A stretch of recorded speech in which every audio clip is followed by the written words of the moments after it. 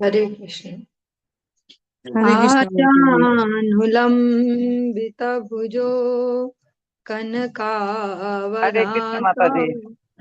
संकीर्तनक पितर कमलायताक्ष विश्वम्भरो द्विजवरो युगधर्मपालो वन्दे जगत्प्रियकरौ करुणावतारौ गुरवे गौरचन्द्राय राधिकायै तदालये कृष्णाय कृष्णभक्ताय तद्भक्ताय नमो नमः। हे कृष्ण करुणा सिंधो दीनबंधो जगतपते गोपेश गोपिका कांत राधा कांत नमोस्तुते। तप्त कांचन गौरांगी राधे वृंदावनेश्वरी वृषभानुसुते देवी प्रणमामि हरिप्रिये। भक्त्या विहीना अपराधलक्षये क्षिप्ताश्च कामादितरङ्गमध्ये कृपामयी त्वां शरणं प्रपन्ना वृन्दे नुमस्ते चरणारविन्दम्। जय श्री कृष्ण चैतन्य प्रभु नित्यानंद श्री अद्वैत गदाधर शिवासादि गौर भक्त वृंद। हरे कृष्ण कृष्ण कृष्ण हरे हरे हरे राम राम राम हरे हरे। सर्वप्रथम भगवान के अभिन्न प्रकाश विग्रह संबंध ज्ञान प्रदाता श्री गुरुपाद पद्म पूज्यपाद त्रिदंडी स्वामी अष्टोत्तर सत्स्य श्रीमद भक्ति प्रसाद विष्णु गोस्वामी गुरुदेव महाराज के पावन श्री चरण कमलों में असंख्य कोटि दंडवत ज्ञापित करते हुए उनके अहेतुकी कृपा प्रार्थना करती हूँ।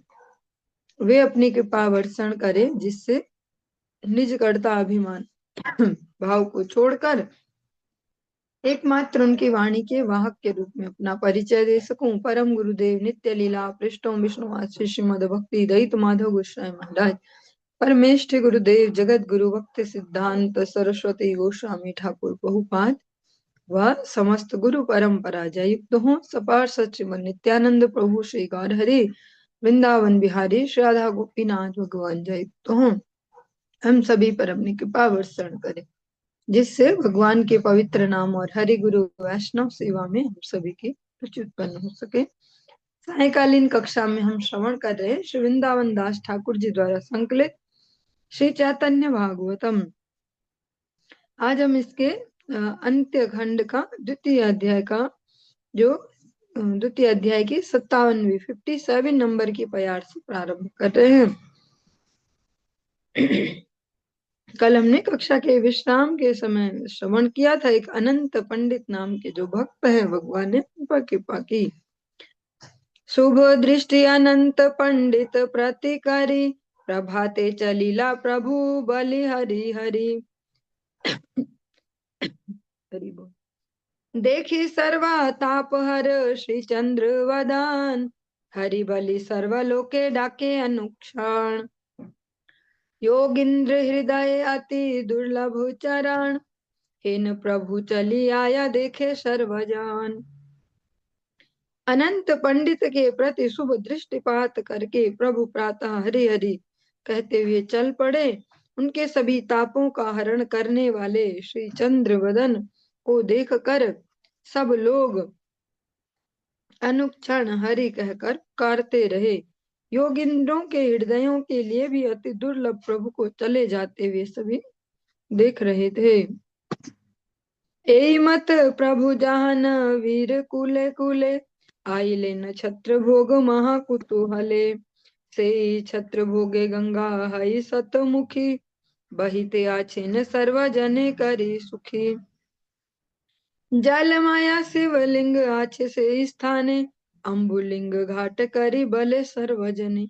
इस प्रकार से प्रभु महान आनंद में जाह्नवी जो गंगा जी हैं उनके तट के रास्ते चलते हुए छत्र भोग आ पहुंचे। उसी छत्र भोग में गंगा सतमुखिनी मतलब सतधारा होकर सभी जनों को सुखी करती हुई प्रवाहित हो रही है। उस स्थान पर जल में शिवलिंग विद्यमान है। सभी जन उसे अम्बुलिंग घाट के नाम से जानते हैं।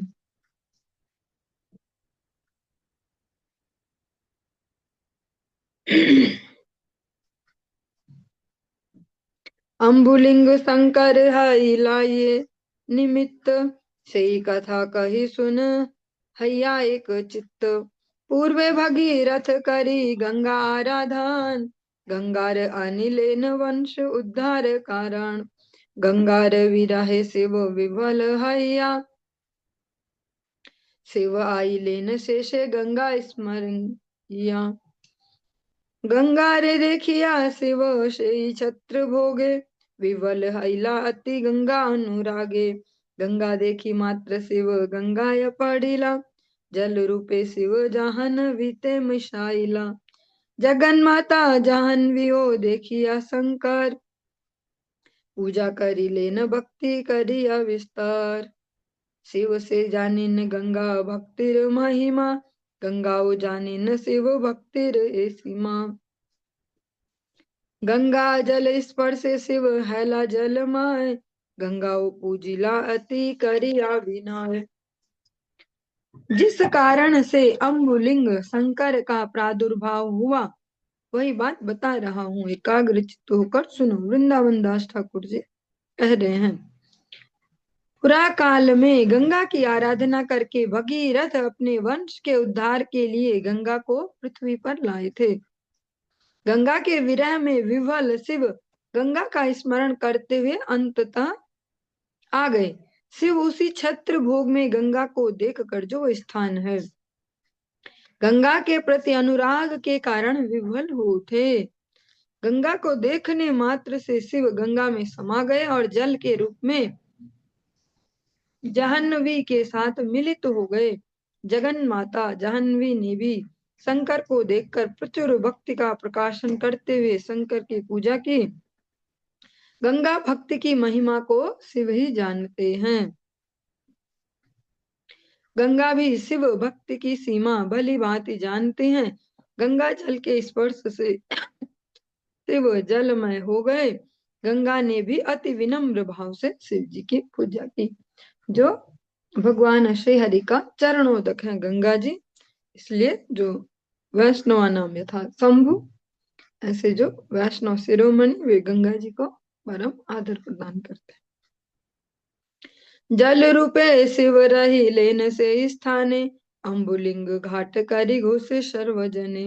जल रूप में शिव उस स्थान पर रह गए। सभी लोग उसे अम्बुलिंग घाट के नाम से जानते हैं। गंगा शिव प्रभावे से छत्र भोग ग्राम हैला परम धन्या महातीर्थ नाम। तथि मध्य विशेष महिमा हैल आर पाइये चैतन्य चंद्र चरण विहार।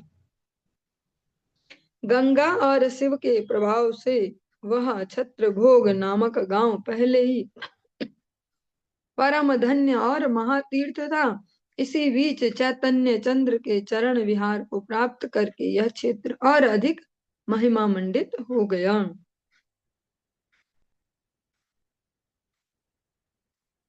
श्री गौरांग महाप्रभु का एक सुंदर सा कीर्तन है। गौरांग सुंदरा प्रेम जलधारा तपत कांचन काय। इसके एक लास्ट स्टैंजा इस प्रकार से भी, भारत ब्राह्मिया पद पर शिया शुद्ध करीला धूल। भूमि श्री गौर हरि पूरे भारतवर्ष का उन्होंने भ्रमण किया और सभी स्थानों को अपनी चरण धूलि से शुद्ध किया। इसीलिए कहा कि पहले ही वो महातीर्थ था और महाप्रभु के वहां चरण स्पर्श करने से उसकी और अधिक महिमा हो गई। छत्र भोग गेला प्रभु अम्बुलिंग घाटे सतमुखी गंगा प्रभु देखिला निखटे। देखिया हाइला प्रभु आनंद विभाल, हरि बलि हुंकार करे न कोलाहल। आषाढ़ खाए न नित्यानंद को ले करी, सर्वगण जय दिया बले हरि हरि। आनंद आवे से प्रभु सर्वगण लैया, सी घाटे स्नान करे लेन सुखी हैया। अनेक कौतुके प्रभु करी लेन स्नाने, वेद व्यास ताहा सब लिखी वे पुराणे। प्रभु छत्र भोग के अम्बुलिंग नामक घाट पर गए और वहां निकट में सतमुखी गंगा के दर्शन किए। दर्शन करके प्रभु आनंद में विवल हो गए और हरि हरि कहकर हुंकार पूर्वक कोलाहल करने लगे। नित्यानंद को गोद में लेकर प्रभु पछाड़ खाने लगे। सभी जन जय ध्वनि उच्चारण पूर्वक हरि हरि कहने लगे। प्रभु ने सभी जनों को साथ लेकर आनंद के आवेश में उसी घाट पर गंगा में स्नान किया और परम प्रसन्न हुए। अनेक कौतुकों के साथ प्रभु ने स्नान किया। आगे वेद व्यास यह सब पुराणों में लिखेंगे। वेद व्यास जी के ही अवतार श्री गौर लीला में श्री वृंदावन दास ठाकुर जी को कहा जाता है। स्नान करी महाप्रभु उठिले न कूले, यही वस्त्र परे से तीते प्रेम जले। पृथ्वी ते बहे एक सतमुखी धार, प्रभुर नयन बहे सतमुखी आर। अपूर्व देखिया सबे हासे भक्तगण, एन महाप्रभु गौर चंद्र क्रंदन। महाप्रभु स्नान समापन करके तट पर आ गए। जो वस्त्र प्रभु पहनने लगते वही प्रेम जल में भीग जाने लगा। पृथ्वी पर एक सतमुखी धारा तो बह रही थी, प्रभु के नयनों से एक और सतमुखी धारा बहने लगी। महाप्रभु गौर चंद्र का ऐसा अपूर्व क्रंदन देखकर सभी भक्तगण हंसने लगे। लेकिन जो ये उनका हंसना है हमारे हंसने जैसा नहीं है। वो वैसा नहीं हंस रहे कि उनका अपमान कर रहे हैं या उनको चिढ़ा रहे हैं, इस प्रकार से उनका आपसी विनोद है वो। क्योंकि जो किसी भी व्यक्ति का अगर हम भौतिक जगत में भी देखें, किसी व्यक्ति का समाज में अलग अपीयरेंस हो सकते, अलग उसका वो हो सकता है कि ये है, और घर के अंदर अलग होता है। तो ऐसे जो भगवान के वे जो अपने निज जन है उनको देखकर हंसने लगे। से ग्रामे अधिकारी रामचंद्र खान, यद्यपि विषयी तबु महाभाग्यवान। अन्यथा प्रभुर संगे तान देखा केने, दैवगति आशी अमी लीला से स्थाने। देखिया प्रभुर तेज भया हेल मने, डोला है ते सत्वर ना मिल से क्षणे। दंडवत हैया पड़िला पद तले, प्रभुर नाहिक बाह्य प्रेमानंद जले। रामचंद्र खान उस गांव के अधिकारी थे। विषयी होने पर भी वे महाभाग्यवान थे, नहीं तो उन्हें प्रभु का दर्शन क्यों होता।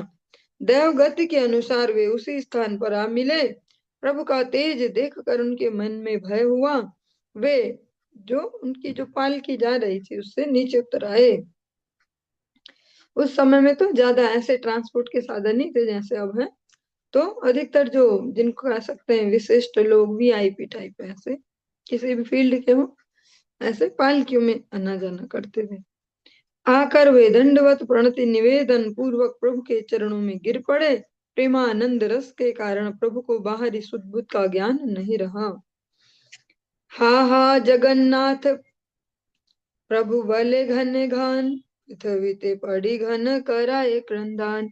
देखिया प्रभुर आरती रामचंद्र खान, अंतरे विदीर्ण हैल सज्जनेर प्राण। को न मत ए आरतीर नहे संबरान, कांदे आर ए मत चिंत मने मान।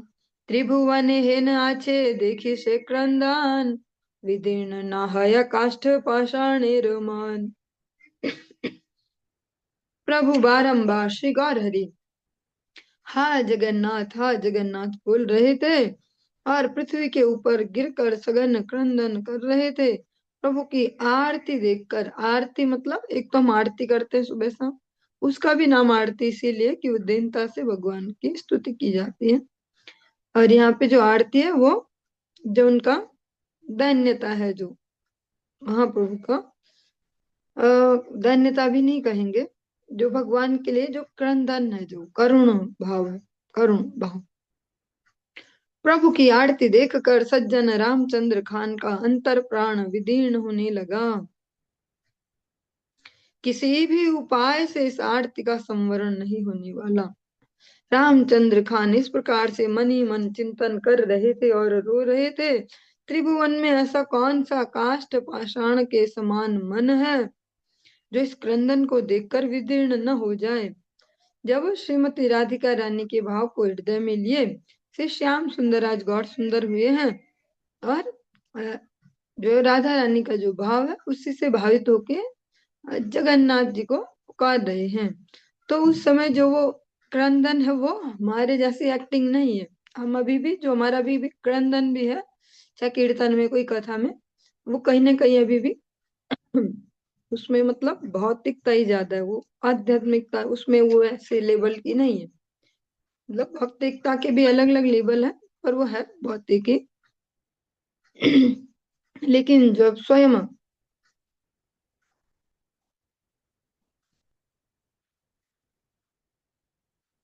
जो श्री गौर हरि हैं, राधा भाव से युक्त श्री श्याम सुंदर, वो जगन्नाथ जी के लिए क्रंदन कर रहे हैं, तो वो आर्टिफिशियल नहीं है ऐसा।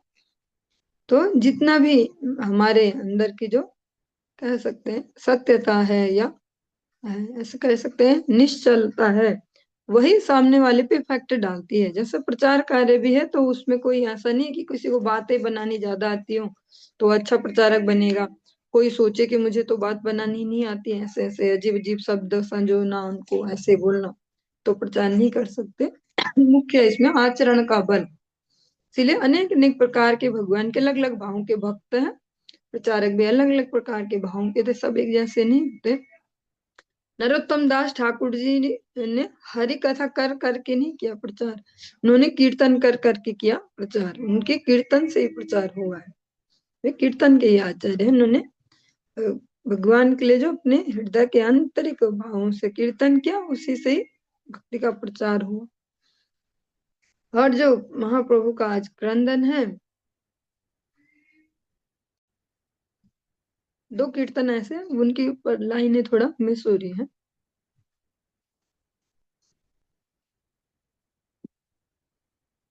किसी भी उपाय से इस आरती का संवरण नहीं होने वाला। रामचंद्र खान जो है वो वैसे तो विषयासक्त ऐसे व्यक्ति हैं, पर सुकृति है उनकी कुछ ना कुछ, तभी भगवान के दर्शन भी पाए।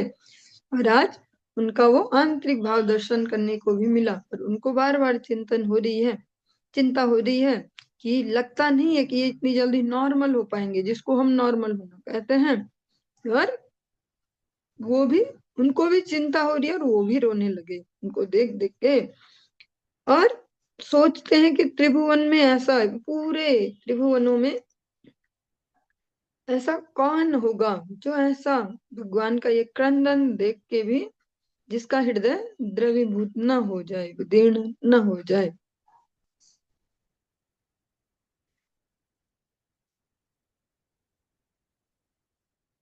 जो एक वासुदेव घोष जी का एक कीर्तन है, यदि गौर ना है तो तब की है तो मने धरी ताम दे।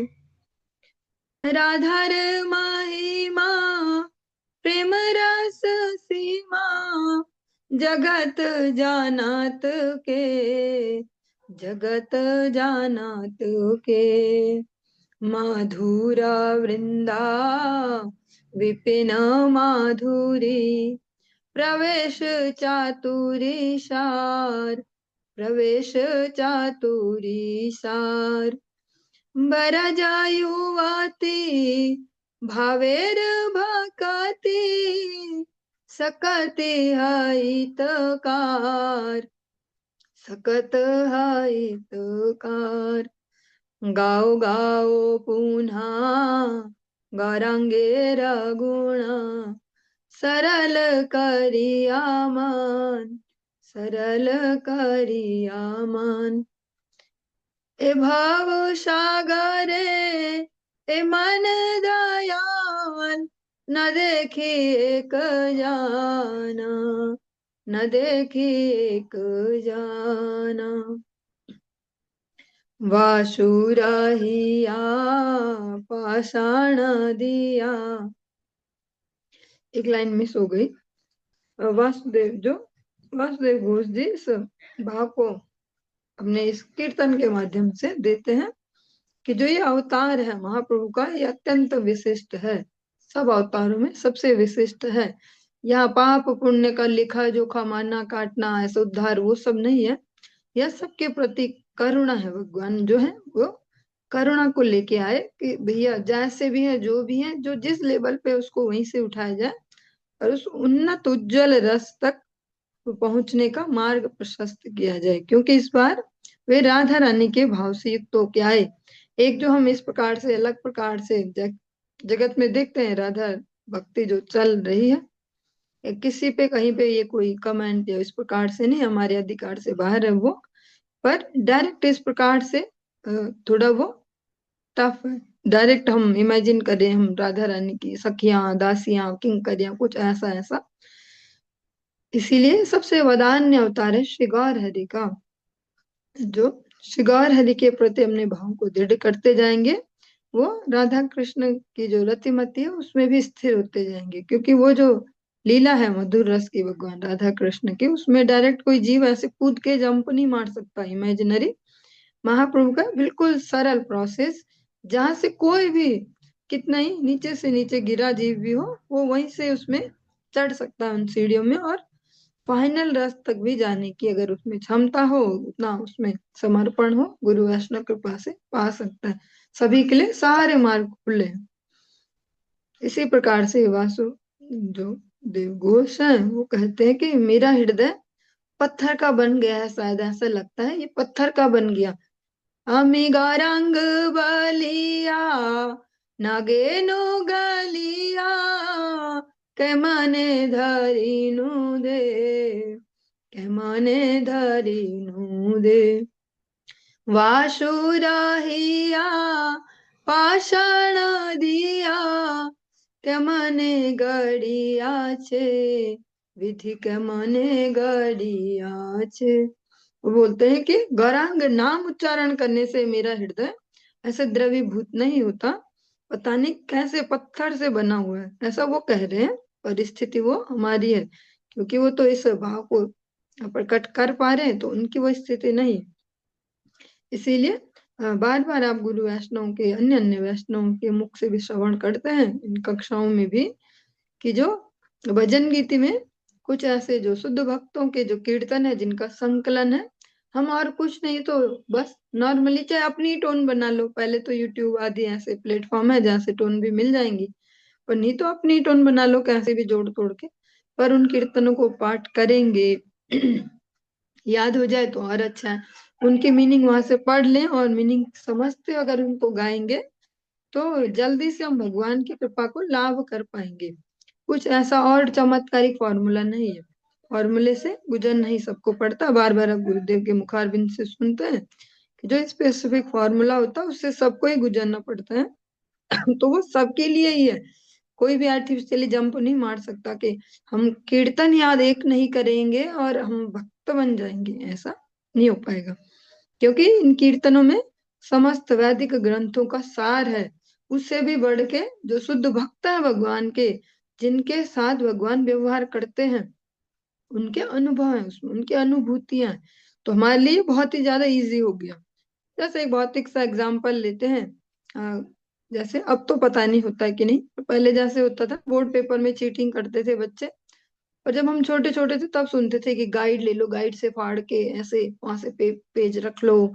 या फिर और भी छोटे रूप आते, कुंजी बोलते थे उस समय, छोटे छोटे थे तब बड़े बड़ों के मुंह से सुनते थे कुंजी। और भी शॉर्टकट जिसमें और भी टिप्स हो, या ऐसे ऐसे कुछ कुछ क्वेश्चन बैंक और ऐसे आते थे, और उनसे फाड़ के रख लो और बस पास तो हो ही जाएंगे। तो ऐसे ही हमारे लिए भी और सरल से सरल और सरल से सरल इस प्रोसेस को किया गया, और एक सटीक वे में, और ज्यादा कुछ झमेला नहीं है। कि ज्यादा दिमाग खपाओ इधर उधर, ऐसा सरल सा दे दिया। सुबह ये आरती बोलना, दिन में ये आरती बोलना, शाम ये आरती बोलना, ये पाठ कीर्तन है सुबह शाम का, ये बीच बीच में अगर टाइम मिल जाए जो सबके पास होता है तो ये कीर्तन पढ़ लो, इन कीर्तनों को कर लो। क्योंकि अगर हम वैसे जाएं इंटेलेक्चुअल रूप में, एक दार्शनिक हिसाब से, तो कभी समझ नहीं पाएंगे भक्ति राज्य को। लेकिन जो सरल सी प्रोसेस दी गई है उसमें घुस जाएंगे। जैसा गुरुदेव कहते हैं कि भैया इतने भगवत गीता श्लोक भी याद होने जरूरी है, इतने गौड़ीय वैष्णव कीर्तन याद होने जरूरी है, जो जो इस प्रकार से छोटा छोटा हमसे एक्सपेक्ट करते हैं उसको जैसे जैसे करते जाएंगे तो फिर ये कृपा भी हृदय में आते जाएगी। और उसके लिए कोई जादुई उपाय ऐसा नहीं है कि कुछ क्या कोर्स होता होगा जिससे भक्त बन जाते हैं, ऐसा या सेवा वृत्ति जाग जाती है। जो कीर्तन है इन शुद्ध भक्तों के, इनको गाते गाते उनको अगर भाव को समझते हुए गाएंगे तो और जल्दी अनुभूति हृदय में आती है। जो जिस लेवल पर है उसको उस लेवल से प्रारंभ होगी, फिर धीरे धीरे गुरु वैष्णव कृपा से और ऊपर बढ़ सकते हैं। आज रामचंद्र खान जिन्होंने कभी भजन किया नहीं था, आज साक्षात जो श्रीमती राधिका रानी है, अंतर में और बाह्य है श्याम सुंदर ऐसे, उनका जगन्नाथ जी के लिए जो क्रंदन है, और वो कोई आर्टिफिशियल तो नहीं होगा कि इसको इम्प्रेस करने के लिए ऐसा, उसको जब उन्होंने अनुभव किया, जो वो वाइब्रेशन उनके हृदय में गई, वो स्वयं भी क्रंदन करने लगे। और यही मन में क्षोभ आता है कि क्या पत्थर से बना है मेरा हृदय, या लकड़ी से बना है कि जो इसमें कुछ नहीं हो रहा है सब। किछु स्थिर हाई वैकुंठेर चूड़ामणि, जिज्ञासिल रामचंद्र खानेर के तुम्ही, संभ्रमे करिया दंडवत कर जोड़, भले प्रभुदास अनुदास मुई तोर, तबे से सर्वलोक लागिला कहिते,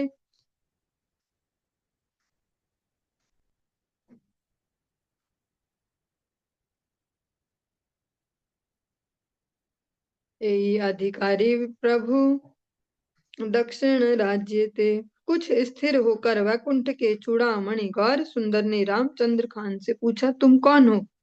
संभ्रम सहित दंडवत प्रणति निवेदन पूर्वक हाथ जोड़कर रामचंद्र खान ने कहा, प्रभु मैं आपका दासानुदास हूँ, दास हूँ नहीं बोला। फिर अंत में अन्य लोगों ने बताया कि प्रभु ये दक्षिण राज्य के अधिकारी हैं, वहां के एक विशिष्ट व्यक्ति हैं। उन्होंने अपना परिचय दिया दासानुदास। और यही जो गौड़ीय परंपरा जिसमें हम सबको एडमिशन मिल गया है गलती से, यहाँ का मेन भाव यही है। यहाँ भाव ये नहीं है कि हम सीधे डायरेक्ट कृष्ण दास, हम डायरेक्ट राधा दासी। यहाँ भाव क्या है? दासानुदास। और यही रामचंद्र खान जो है उन्होंने अपना परिचय दिया, दासानुदास। और ये हम गुरु वर्ग से भी हमेशा हमेशा श्रवण करते हैं इनके भाव, कि भगवान का दास डायरेक्ट नहीं हो सकता जीव, और ना तो उनके दासों के जो ये पूरी चेन है, इसमें कहीं भी हमें थोड़ा सा भी सेवाधिकार प्राप्त हो जाए तुम्हारे जीवन धन्य हो जाए। डायरेक्ट भगवत दासत्व एक अनधिकार चेष्टा। प्रभु बले तुम्ही अधिकारी बड़ भाल, नीला चले आमी आई के मते सकाल, बहाये आनंद धारा कहिते कहिते, नीलाचल चंद्र बलि पड़िला भूमिते, रामचंद्र खान बले सुन महाशय, ये आज्ञा तुम्हारे से ही कर्तव्य निश्चय। प्रभु ने कहा, तुम बहुत अच्छे अधिकारी हो, मैं नीलाचल शीघ्र कैसे जा सकता हूँ? कहते कहते प्रभु के नयनों से आनंद धारा बहने लगी और वे नीलाचल चंद्र कहकर भूमि के ऊपर गिर गए।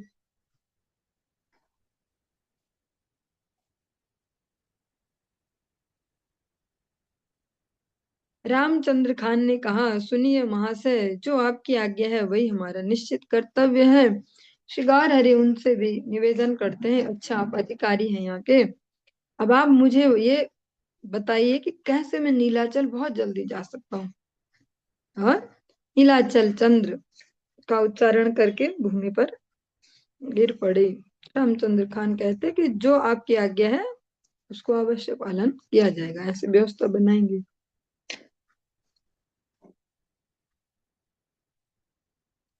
तबे प्रभु हैया छे विषम समाय, ये से देशे ये देशे के पथ नहीं वय। राजा र त्रिशूल पुते आछे स्थाने स्थाने, पथिक पाइले जासु बलि लय प्राणे। कोन दिग दिया वापा ठंग लुकाइया, ताहते डरंग प्रभु सुन मन दिया। मुई से नस्कर था कार मोर भार, न गली पाइले आगे संशय हमार। तथापि ओ एते के न प्रभु मोर नाय, तुम्हारे आज्ञा ताहा करी मु निश्चय। फिर भी हे प्रभु समय अच्छा नहीं है, दोनों प्रदेशों के बीच यातायात जो है वो बंद हो चुका है। राजाओं ने जगह जगह पर त्रिशूल लगाकर रखे हैं, जो भी कोई पथिक हो उसके मिलने पर जासूस कहकर उसके प्राणों का संहार कर दिया जाता है। आपको छिपाकर कौन सी दिशा की ओर भेजूं, इस चिंता से मैं घबरा रहा हूँ। हे प्रभु आप मन लगाकर सुनिए, मैं नस्कर हूँ, यहाँ की जिम्मेदारी मुझ पर है। यदि पकड़े गए तो सबसे पहले मुझे दंड मिलेगा। फिर भी हे मेरे प्रभु जैसे तैसे क्यों न हो, जो आपकी आज्ञा हुआ मैं निश्चय करूंगा। वे सब सुनते हुए एक प्रश्न उठ सकता है, ना भी उठ रहा हो फिर भी उठा सकते हैं, कि जब वे स्वयं भगवान ही है तो उनको ऐसे डर डर के जाने की क्या जरूरत है, जुगाड़ करके ऐसे तिकड़म बिठा के। क्योंकि भगवान तो सर्व समर्थ है, फिर कुछ की भी क्या जरूरत है प्रचार की, ऐसा तैसा। भगवान तो एक सेकंड में सबकी मति पलट दे। पर इसके कई एंगल हैं। भगवान एक तो हमें भी सेवा अवसर देना चाहते हैं, ताकि हम कुछ कर्म कर पाए उनसे, उनको उनकी प्रसन्नता के मार्ग में, तो हमारी सुकृति बनेगी, उन तक वापस जा पाएंगे। दूसरा, भगवान सर्व समर्थ हैं, पर भगवान एक बहुत अच्छे कह सकते हैं स्वामी भी हैं। उन्होंने जीव को पूर्ण स्वतंत्रता दी है कर्म करने की। भगवान कभी भी आके किसी के मुंह पे दो थप्पड़ नहीं बजाते जब वो बहुत बड़ी गलती कर रहा हो, कुछ बड़ा कुछ बुरा काम कर रहा हो। कोई बहुत बढ़िया काम कर रहा हो तो आके उसके आगे खुश होके खड़े नहीं हो जाते कि वाह बेटा दिल खुश हो गया, तूने बहुत अच्छा किया। नहीं, पूर्ण स्वतंत्रता दी है। और वो जीव को वो स्वतंत्रता दी है कि तुम इसको कैसे उपयोग करते हो। एक टाइम पीरियड तक वो भी उसमें कहीं कुछ भी हस्तक्षेप नहीं करते, कि ठीक है जो जो डिसीजन मेकिंग जीव को दी है, और उसके बाद का जो कर्म है, जो उसका रिजल्ट है, वो उसके हाथ में नहीं है, जीव के हाथ में। उसके हाथ में है कि वो चॉइस ले, वो जो भी अभी कर्म कर सकता है, एक्शन है उस पर करे, पर उसके बाद का जो रिएक्शन उस पे जीव का अधिकार नहीं है। पर ये जो समझ जाते हैं वे धैर्य से जीवन में चलते हैं। कि कर्म करने की है, भले में स्वतंत्रता दी हो, भगवान कुछ नहीं घुसेंगे इसमें। हम कितना विभत्स से विभत्स, कितना बुरे से बुरा कर्म भी कर देंगे, भगवान कुछ नहीं बोलेंगे। पर जब रिजल्ट आएगा तो उसमें अब हमारा कोई हस्तक्षेप नहीं, अब वो फिर क्या होगा वो कोई नहीं जानता। यदि मोरे भृत्य है न ज्ञान था के मने, तबे था भिक्षा जी कर सर्वगणे। जाति प्राण धन के ने मोहार न जाय, आजी रात्रि तो मा पठाई मु सर्वथाय। सुनिया हईला सुखी वैकुंठेर नाथ, हासिता ने करी लेन शुभ दृष्टिपात। यदि आप मुझे अपना भृत्य समझते हैं तो सभी के साथ आज मेरे यहाँ भिक्षा ग्रहण कीजिए। भिक्षा मतलब प्रसाद। चाहे मेरी जाति प्राण और धन क्यों न चले जाएं, आज रात्रि में आपको जरूर भेजूंगा। यह सुनकर वैकुंठ के नाथ सुखी हुए और हंसकर रामचंद्र खान के प्रति शुभ दृष्टिपात किया। अब आज सब लोग भिक्षा भी मेरे यहाँ करिए, और मैं चाहे कुछ भी हो जाए, जो हम केवल ऐसे शब्दों में बोल देते हैं, तन मन धन सब है तेरा, ऐसा। लेकिन वो कह रहे हैं आज सब ये चला जाए, पर तब भी मैं आपको आज किसी भी प्रकार से नीलाचल की ओर भेजूंगा।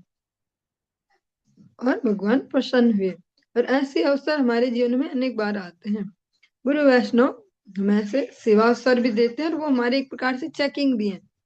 और जो टेस्ट में पास होता है वो अगली क्लास में जाता है। दृष्टि मात्र तार सर्वा बंध क्षय करी, ब्राह्मण आश्रम में रही लेन गौर हरि। ब्राह्मण मंदिरे हल परम मंगल, प्रत्यक्ष पाइल सर्व सुकृतिर फल।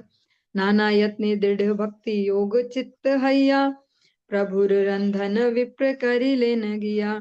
नामे से ठाकुर मात्र करे न भोजन, निजावेशे अवकाश नहीं एक क्षण। दृष्टिपात मात्र से रामचंद्र खान को सभी बंधनों से मुक्ति दिलाकर गौरहरि ब्राह्मण के आश्रम में ठहर गए। और इसमें कुछ शंका हो सकती है कि भैया उसको केवल देखा और ठहरे ब्राह्मण के यहाँ, इसलिए जो ये ब्राह्मण इसके ब्रैकेट में लिखा है रामचंद्र खान। ब्राह्मण के मंदिर में घर, जो बंग प्रदेश है वहां घर को मंदिर भी कहते हैं, में परम मंगल का उदय हुआ। सारी सुकृतियों का फल ब्राह्मण को प्रत्यक्ष रूप में मिल गया। उस ब्राह्मण ने अनेक यत्न के साथ दृढ़ भक्ति योग युक्त चित्त से प्रभु के लिए रंधन कार्य संपन्न किया, प्रसाद बनाना। ठाकुर ने केवल नाम मात्र का भोजन किया, अपने आवेश के कारण उन्हें एक क्षण के लिए भी अवकाश नहीं था।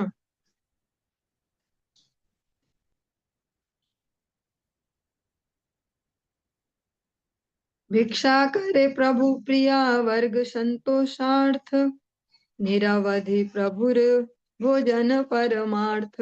विशेषे चलिल ये अवधि जगन्नाथे, नामे से भोजन प्रभु करे से ही हते। प्रभु ने अपने प्रियजनों के संतोषार्थ, उनके संतोष के लिए भिक्षा ग्रहण की। वास्तव में प्रभु का निरवधि भोजन तो परमार्थ है। विशेष करके जिस समय से प्रभु जगन्नाथपुरी के लिए चले, उसी क्षण से प्रभु नाम मात्र का भोजन करते रहे। वे उनके ही आवेश में, वो उससे ही उनको ऊर्जा मिल रही है, उससे उनका काम चल रहा है। तो वे वो केवल एक प्रकार से कह सकते हैं भक्त प्रसन्नता के लिए बस थोड़ा सा इस प्रकार से ग्रहण करते हैं।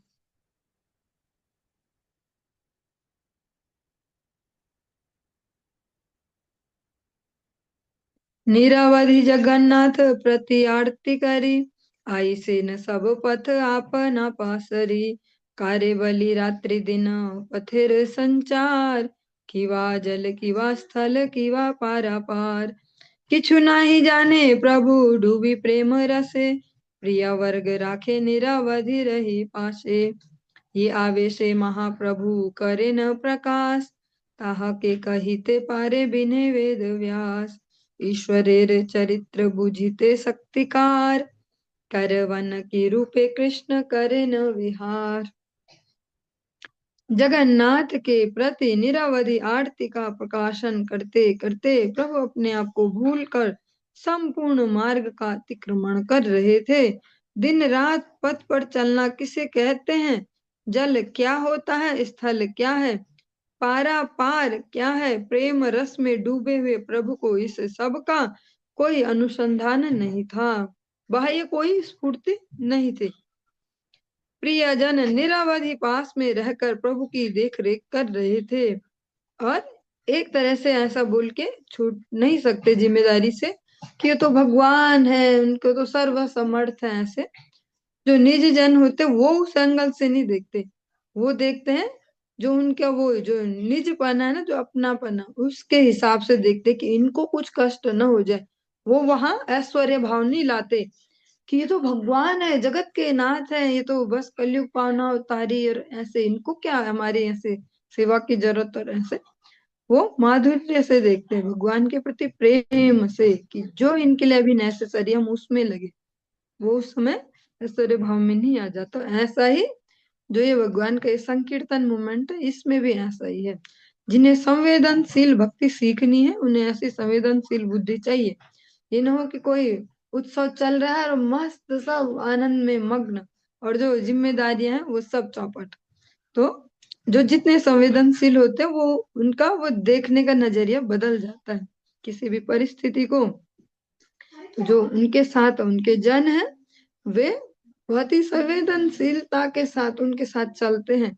कि ये कुछ ऐसा ना कर ले जिससे इनके इस देह में कुछ कष्ट हो, जिससे कुछ भी समस्या आ जाए, या इनके लिए क्या क्या कहाँ जरूरी है, कहाँ इनको जल पान कराना, कहाँ क्या है, कुछ भी इस प्रकार से उनका ध्यान रखते हैं। जिस आवेश का प्रकाशन महाप्रभु कर रहे थे, वेद व्यास को छोड़कर कौन उसका वर्णन कर सकता है। ईश्वर का चरित्र समझने की शक्ति किस में है, पता नहीं कृष्ण कब कौन सी लीला करने लगे।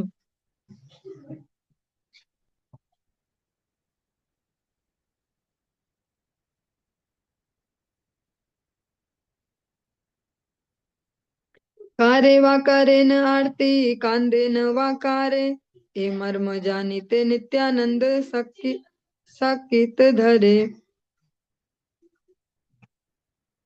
निज भक्ति रसे डूबी वैकुंठे रे राय,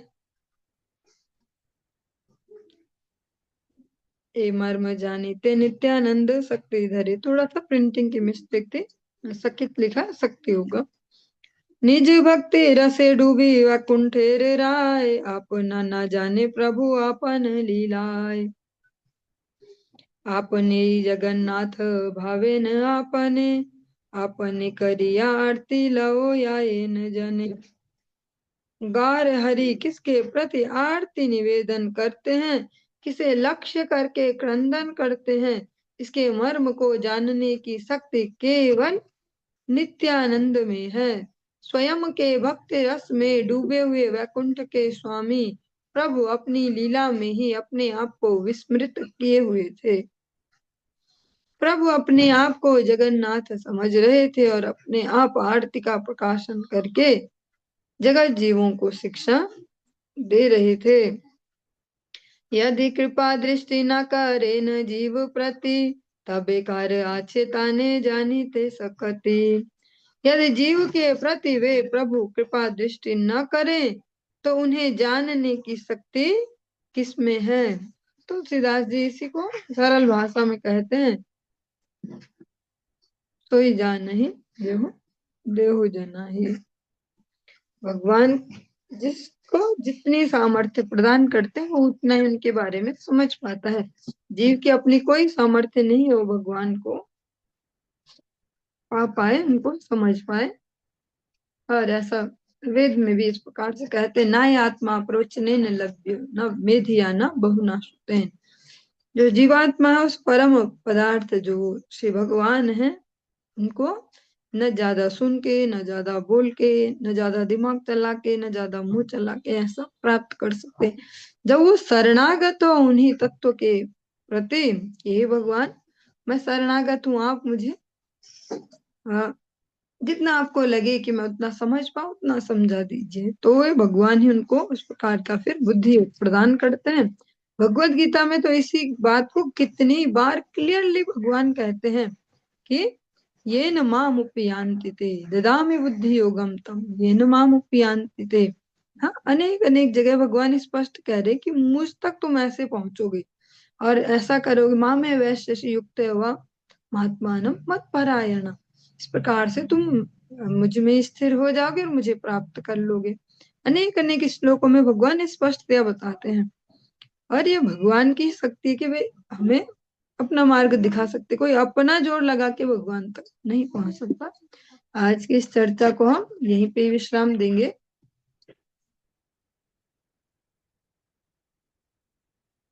इससे आगे हम कल श्रवण करेंगे। हरे कृष्णा।